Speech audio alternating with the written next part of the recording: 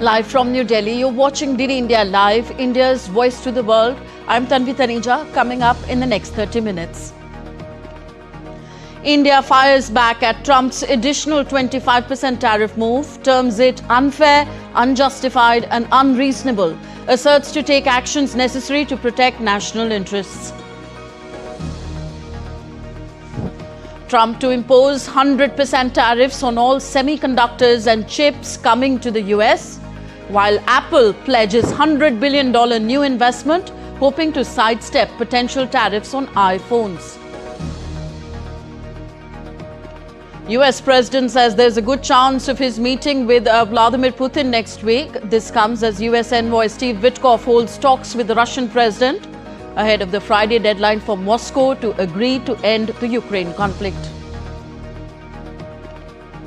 Thailand and Cambodia's key ministerial-level meeting on Thursday as a fragile truce continues to hold a week after the two sides agreed on de-escalation.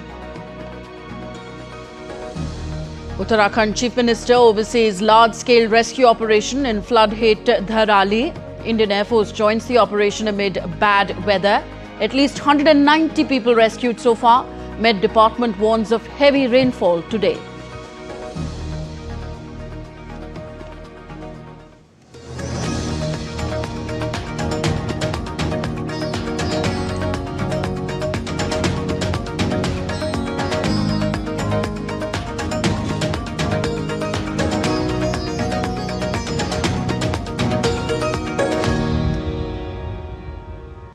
US President Donald Trump on Wednesday signed an executive order imposing additional 25% tariff on Indian exports to the US, citing India's ongoing Russian oil purchases.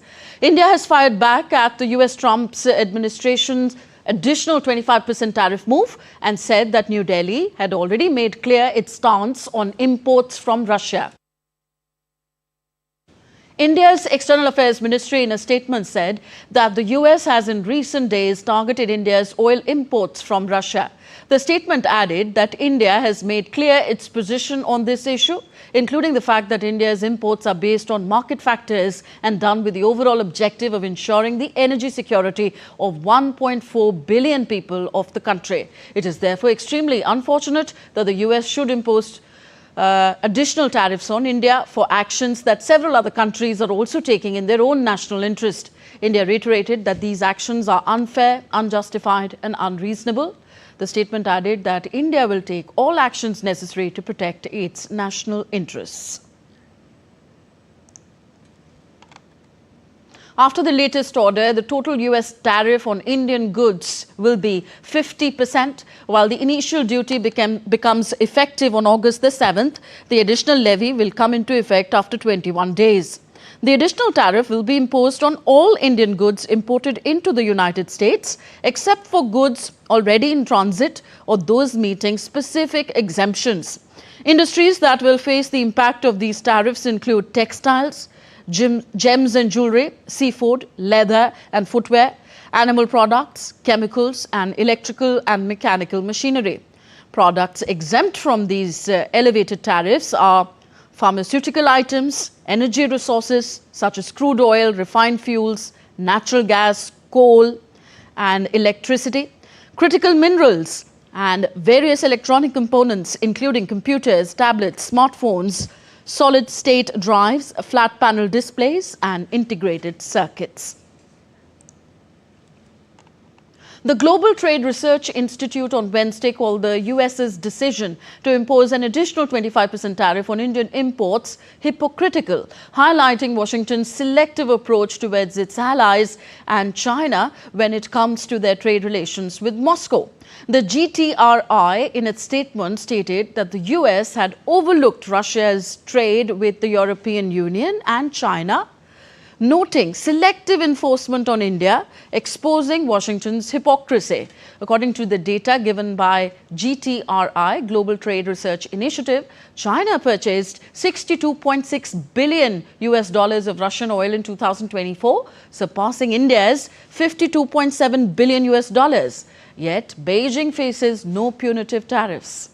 It also noted that the US has turned a blind eye to the EU's 39.1 billion US dollar imports from Russia in 2024, including 25.2 billion US dollars in oil, while the US itself purchased 3.3 billion US dollars in strategic materials from Russia.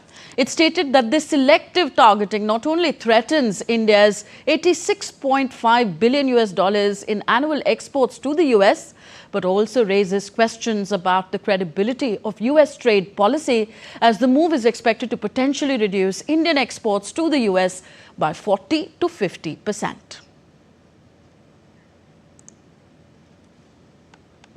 And next news about India's 11th National Handloom Day today.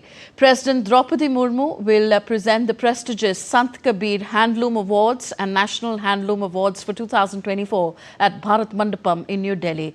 The awards will be conferred upon a total of 24 awardees, including 5 Sant Kabir awardees and 19 national awardees.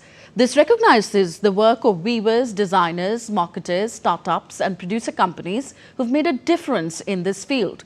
Besides, the week-long celebrations began on August the 1st to honor India's rich handloom legacy and engage new audiences. The handloom sector is a big part of life in rural India. For many families, it is not just a tradition, but also their main source of income. Today, handloom weaving is India's largest cottage industry. According to the 4th All India Handloom Census done in 2019-20, about 35.2 lakh households are involved in this work. Together, they include over 35 lakh weavers and allied workers. The Handloom Export Promotion Council, HEPC, is organizing a B2B event till 9th of August at Bharat Mandapam in New Delhi. The India International Handwoven Expo aims to showcase the rich legacy, innovation and global potential of Indian handlooms, providing a platform for weavers, exporters, international buyers and other stakeholders. The event will have participation of about 100 overseas trade visitors from prominent textile importing countries and 200 exhibitors from all over India. Prime Minister Narendra Modi will inaugurate MS Swaminathan Centenary International Conference today at ICAR, Pusa in New Delhi, and will also address the gathering. The theme of the conference, Evergreen Revolution, the Pathway to Biohappiness, reflects Professor Swaminathan's lifelong dedication to ensuring food for all. The late professor was recently conferred the Bharat Ratna, the highest civilian award of India, in 2024. To honour his legacy, the MS Swaminathan Research Foundation and the World Academy of Sciences will launch the MS Swaminathan Award for Food and Peace. Prime Minister Modi will also give the first award to the recipient on the occasion. The conference will provide an opportunity to scientists, policymakers, development professionals and other stakeholders to discuss and deliberate on furthering the principles of Swaminathan's Evergreen Revolution. Chief Minister of India's northern state of Uttarakhand, Pushkar Singh Dhami, reviewed the ongoing rescue operation in Uttarkashi district. It is underway in Dharali region after the cloudburst claimed several lives. A late-night meeting was held with the rescue officials of the National Disaster Response Force, NDRF, and Indo-Tibetan Border Police, ITBP, in Uttarkashi. A massive rescue operation is being carried out in Dharali with the help of Army, NDRF, ITBP, SDRF, Uttarakhand Police and the local administration. The work of opening the closed roads is also going on continuously, and efforts are on to normalize life. Chief Minister Pushkar Singh Dhami also held a meeting with the district magistrates of the state. Along with keeping the officials on alert mode, instructions have been given to shift people living on the banks of rivers and drains to other places and keep adequate stock of food grains and essential medicines. At least 190 people have been rescued so far. The Met Department has warned of heavy rainfall today. The Indian Air Force initiated a joint rescue and relief operation as well as flash floods in Uttarkashi's Harsil left the region isolated. Air Force stations in northern state of Uttar Pradesh's Agra and Bareilly were activated overnight to load relief and rescue material and to coordinate with the Indian Army personnel for deployment in the rescue missions. Despite dense fog and persistent rainfall hampering flight operations in the morning hours, the Indian Air Force stated that a brief improvement in visibility is being utilized to conduct the sorties. Next, in a landmark development under the National Green Hydrogen Mission, the Solar Energy Corporation of India has received a bid of 55.75 rupees per kg in the first auction for the procurement of green ammonia under the Strategic Interventions for Green Hydrogen Transition, or the SITE program. This pioneering auction covers the supply of 75,000 metric tons per annum of green ammonia to Paradweep Phosphates Limited, Odisha. It is the first in a planned series of 13 auctions over the coming month under a tender aggregating a cumulative procurement capacity of 7.24 lakh MT per year. The discovered price translates to approximately 55.75 rupees per kg, a substantial drop from the previously discovered price of 100.28 rupees per kg in the H2 global auction in 2024. This price discovery marks a watershed moment in India's green hydrogen journey and reinforces the country's vision of becoming a global hub for green hydrogen production.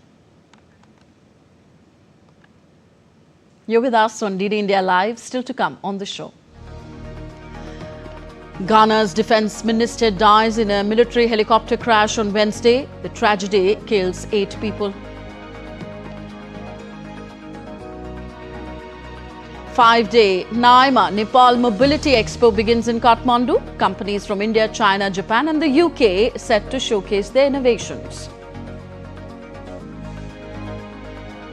And record prize money announced at this year's US Open, marking the largest purse in tennis history.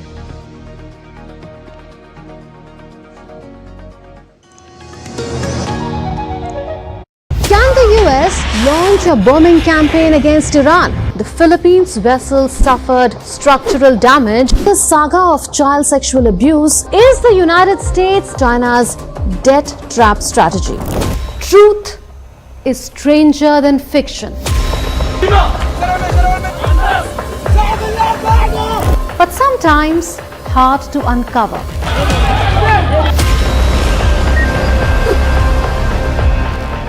Trust us to tell the truth, unadulterated and pure, of every story that matters to you. Exactly what save your. You read between the lines, cut the clutter, and connect the dots to get you the full picture. Watch Connecting the Dots at these times with me, only on DD India.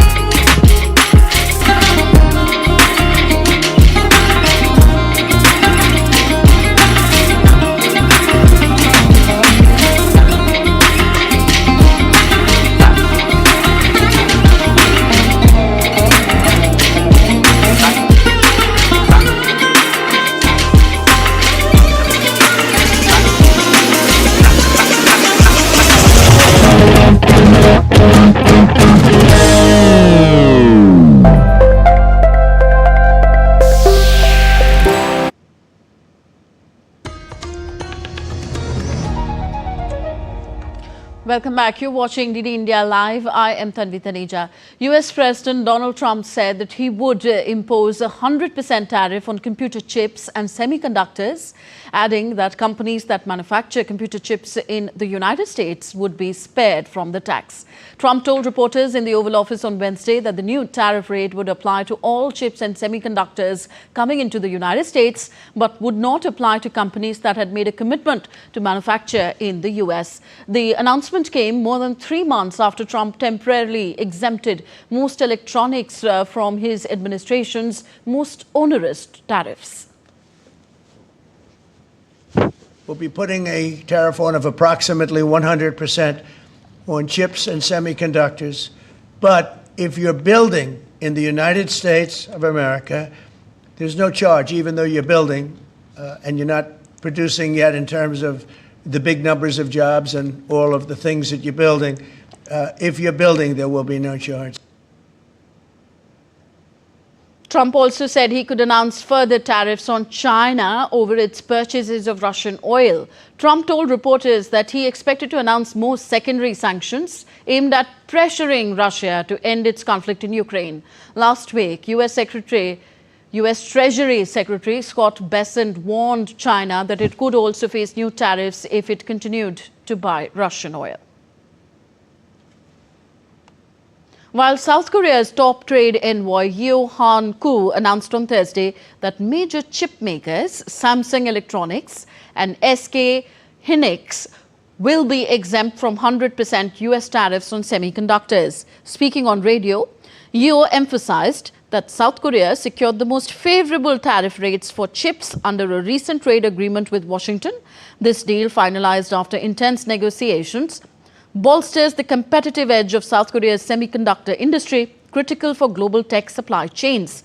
The agreement follows South Korea's $350 billion investment pledge in the United States, highlighting its strategic importance amid global tariff uncertainties. Trump also announced that Apple will invest an additional $100 billion in the US, a move which will expand the company's domestic investment commitment and could help it sidestep potential tariffs on iPhones. The additional investment takes Apple's total pledge to $600 billion over the next 4 years. Trump announced the commitment at the White House alongside the tech giant CEO Tim Cook, calling it the largest investment Apple has made in America. Further, Asian chip-related stocks registered a sharp decline, with Tokyo Electron falling 3.4%, Renesas dropping 2.5%, and SK Hynix in Seoul plunging 2.9%, with markets awaiting Taiwan Semiconductor Manufacturing Company's response in Taipei. The tariffs, part of a broader wave affecting Brazil, the EU and Taiwan, lack a clear implementation timeline but have rattled global markets, with Tokyo's Disco and Sumco also declining.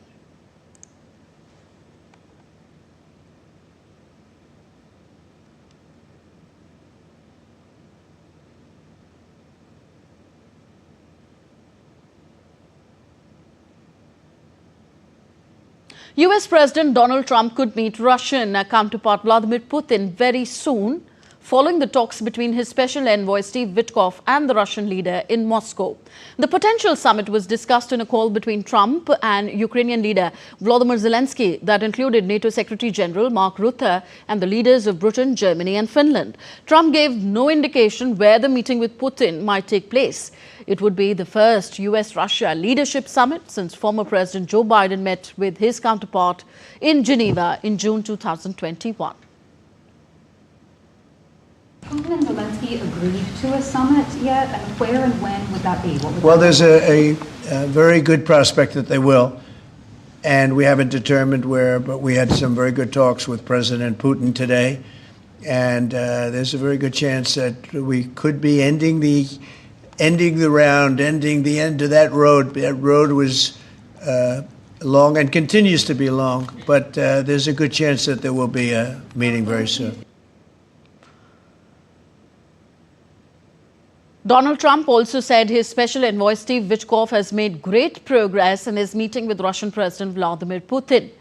Trump, in a post on Truth Social, said that Witkoff's meeting with Putin was focused on ending the 3.5-year conflict that began in February 2022. A White House official said earlier that the meeting had gone well and Moscow was eager to continue with engaging with the US. Witkoff met Putin for around 3 hours on a last-minute mission to seek a breakthrough in the Russia-Ukraine conflict. The US is still expected to impose secondary sanctions against Russia on Friday, after a 10-day deadline that Trump imposed is set to expire. Defence ministers from Thailand and Cambodia will convene in Malaysia for a critical meeting to reinforce a fragile ceasefire on Thursday. as agreed upon last Monday after 5 days of intense border clashes. Preliminary talks between Thailand and Cambodia's defense officials started on Monday in Malaysia ahead of this key ministerial-level meeting scheduled for Thursday as a fragile truce continues to hold a week after the two sides agreed on a ceasefire. The violence, the worst in over a decade, killed at least 43 people and displaced over 300,000. Hosted by Malaysia, with US and Chinese observers, the talks aim to establish mechanisms to maintain the truce and prevent future conflicts. Tensions persist, with Cambodia accusing Thailand of ceasefire violations, while Thailand claims that Cambodia reinforced the troops. The meeting follows preliminary defense talks on Monday, with both nations urged to honor commitments for lasting peace. Ghana's Defence Minister Edward Omain Boamah died in a military helicopter crash on Wednesday, along with 4 other officials and 3 Air Force crew. Julius Debra, President John Mahama's Chief of Staff, told a press conference that the crash in which Boamah, Environment, Science and Technology Minister Ibrahim Murtala Mohammed and others were killed was a national tragedy. Ghana's armed forces said that radar contact had been lost with a Z-9 Air Force helicopter. Boamah, a former communications minister, was tapped to serve as defense minister in January after Mohammed returned to power. His replacement will take on a complex security file that includes both external and internal threats. The Naima Nepal Mobility Expo 2025 kicked off on Wednesday in Kathmandu, with Deputy Prime Minister and Finance Minister Bishnu Prasad Paudel inaugurating it. The inaugural event witnessed the minister sharing that the government has prioritized expanding and widening road infrastructure across the country to make it more vehicle-friendly, with connectivity being taken up as a national campaign. Organized by the Nepal Automobile Importers and Manufacturers Association, the expo aims to promote public-private cooperation and policy dialogue for sustainable mobility and technological innovation. Companies from India, China, Japan, Korea and the UK are participating in the 5-day expo. The US Open on Wednesday announced that $90 million in prize money will be on offer at this year's final major, marking the largest purse in tennis history, up 20% from 2024. The US Open prize pool is up from $75 million in 2024, the previous highest ever purse. Men's and women's singles winners will earn $5 million each, up from $3.6 million last year. The increase in prize money comes as the sport's leading players have been in discussions with each of the 4 major tournaments in a bid to receive a higher percentage of revenues at the US Open, Wimbledon, French Open and Australian Open.